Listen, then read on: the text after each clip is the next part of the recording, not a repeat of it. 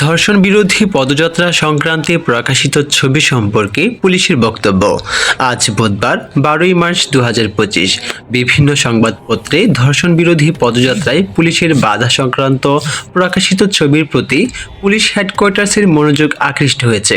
এ সম্পর্কে পুলিশ হেডকোয়ার্টার্সের বক্তব্য নিম্নরূপ: গতকাল মঙ্গলবার 11 মার্চ 2025 বিকালে ধর্ষণ ও নিপীড়নের বিরুদ্ধে বাংলাদেশ নামের প্ল্যাটফর্মের প্রায় 60-70 জনের একটি দল মাননীয় প্রধান উপদেষ্টার বাসভবন যমুনা অভিমুখে পদযাত্রার চেষ্টা করে। পুলিশ রাষ্ট্রীয় গুরুত্বপূর্ণ স্থাপনার নিরাপত্তাজনিত কারণে পদযাত্রায় অংশগ্রহণকারীদের হোটেল ইন্টারকন্টিনেন্টাল মোড়ে বাধা দেয়। এ সময় বিক্ষোভকারীরা পুলিশের ব্যারিকেড ভেঙে সামনের দিকে অগ্রসর হওয়ার চেষ্টা করে। পুলিশ পবিত্র রমজানে গড়মুখ মানুষের নির্বিঘ্ন যাতায়াত ও যানবাহন চলাচল স্বাভাবিক করার লক্ষ্যে বিক্ষোভকারীদের নিবৃত্ত হওয়ার জন্য বারবার অনুরোধ জানায়, কিন্তু তারা পুলিশের আহ্বানে সাড়া না দিয়ে কর্তব্যরত পুলিশের উপর ইটপাটকেল নিক্ষেপ ও লাঠিসোঁটা নিয়ে হামলা চালায়।